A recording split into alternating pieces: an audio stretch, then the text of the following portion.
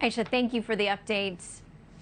And breaking tonight, Governor Gavin Newsom announcing plans to fully reopen California's economy June 15th, even as the Golden State will soon require COVID-19 tests or proof of vaccination if you want to get into certain indoor activities, which brings us to tonight's debate.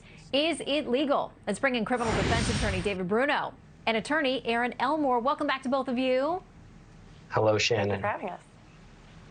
So here is how NBC San Diego spells it out. According to the California Department of Public Health, people will be required to get a COVID-19 test or show proof of being fully vaccinated to attend an indoor reception, meeting, or conference beginning April 15th. David, your thoughts? Yeah, I say it's legal, and I applaud. I applaud the state of California. It's welcomed. And in the end, it's going to come down to the states. I mean, it's going to be impossible for the federal government to really set guidelines state by state. And the states are going to know best as to how to deal with this. And California is really the trailblazer, and they're going to be the first ones that have set all these territories and all these restrictions. But certainly they're well within their rights because of their state laws.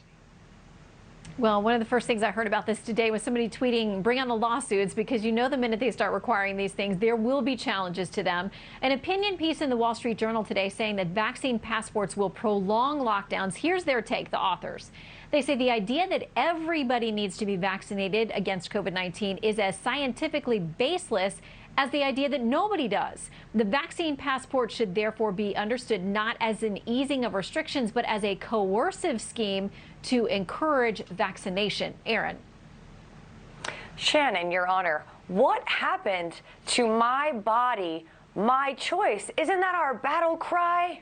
I thought that's what everyone thought here in America. Well, clearly, that only selectively applies to other circumstances. However, I think there are constitutional concerns here, whether it's under the First Amendment free exercise of religion, because there should be religious exemptions, as well as medical exemptions, but also under the Fifth Amendment, which is the free exercise. Actually, it was the first, but the Fifth Amendment is due process. You can't deprive someone of life, liberty, or property without due process of law, like restricting travel. But what you could also say, let's use their logic against them. This is racist and elitist because we know in underserved, potentially minority communities, they don't have as much access to vaccination. So if they want to go to a concert or a venue and they haven't had the ability to get vaccinated, you're now discriminating on people based upon perhaps their race or their economic ability. Therefore, I think there's a lot of problems here. And by the way, if you look at the New York vaccine passport, they're already having problems. It's a tri-state area. Their system is not communicating with Connecticut, Pennsylvania, New Jersey. So if I want to go to a concert at Madison Square Garden from Pennsylvania and I'm vaccinated, their system won't read my system. This is a mess. Well, okay, let's look at this idea. We know if the government is the one mandating this, it's going to be an easier constitutional challenge, clearly. But if it's private businesses and private entities and concert halls and wedding venues, David, how successful do you think that these lawsuits may or may not be? No, I mean, listen, this is a public crisis, and health is at the forefront of it.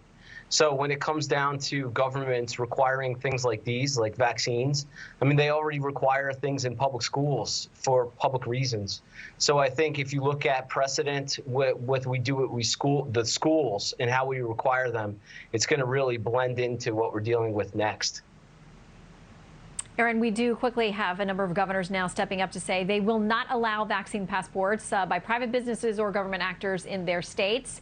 Will they succeed? I think it will be a state-by-state basis, but also it is a public crisis of unborn children. So we should really apply the same standard to that. Having said that, I do think that there will be legal challenges to these corporations. They're discriminating, as I said, against people that are less affluent or potentially minorities, or they're saying, hey, you're not considering my religious implications here. So I think that these private companies are going to get hit where it hurts, and that's their wallet. It is going to happen very quickly, I would guess. Other than that, we'll see how it pans out. David and Erin, thanks for coming back. Good to see you both. Thanks for having us, Shannon.